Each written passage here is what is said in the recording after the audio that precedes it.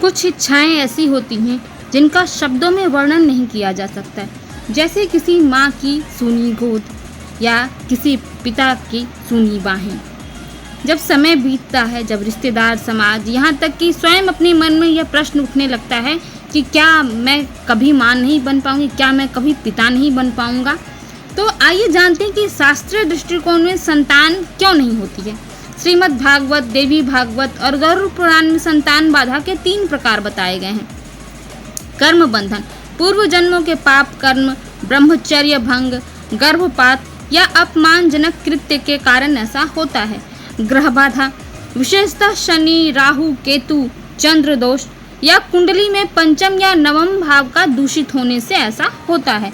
ऊर्जा में रुकावट, आध्यात्मिक अवरोध भी इसका कारण हो सकता है। घर में नकारात्मकता हो, पितृदोष हो या कुल देवता की उपेक्षा के कारण आपके संतान प्राप्ति में बाधा आती है।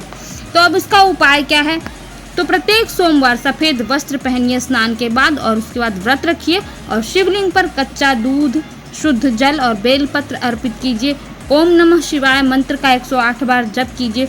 ओम उमा महेश्वराय नमः मंत्र का भी 108 बार जप कीजिए। यह शिव शक्ति का संयुक्त जप है। यह आपके मातृत्व और पितृत्व शक्ति को बढ़ाता है, जागृत करता है। पार्वती माता को चंदन, सिंदूर और सफ़ेद पुष्प अर्पित करना है इस दिन आपको पूजा करते हुए। उपाय 2 है, पुत्र कामेष्टि यज्ञ के रूप में विष्णु सहस्त्रनाम का आपको पाठ करना है या दुर्गा सप्तशती का भी आप पाठ कर सकते हैं। विष्णु लक्ष्मी की प्रतिमा के सामने आप दीप जलाइए और फिर विष्णु सहस्त्रनाम का पाठ कीजिए। ओम नारायणाय नमः मंत्र का जाप कीजिए 108 बार। यह उपाय आपके भीतर के देवत्व को जगाता है, आपके अंदर जो कलुषता है उसको कम करता है, मिटाता है। तो आपके घर में संतान के आगमन की ऊर्जा प्रेरित होती है। उपाय 3 है कि आप एकादशी का व्रत कीजिए, पति पत्नी दोनों मिलकर माता तुलसी की सेवा कीजिए। और अतिरिक्त उपाय ये है कि रात्रि में किसी भी प्रकार के कलह, क्लेश, अपवित्र भोजन इत्यादि करके ना सोएं। गर्भस्थ संभावना की तैयारी में मन, वचन और कर्म तीनों से आप शुद्ध होकर रात्रि में शयन करें। घर में प्रतिदिन शंखनाद, गायत्री मंत्र या रामचरितमानस का पाठ करें।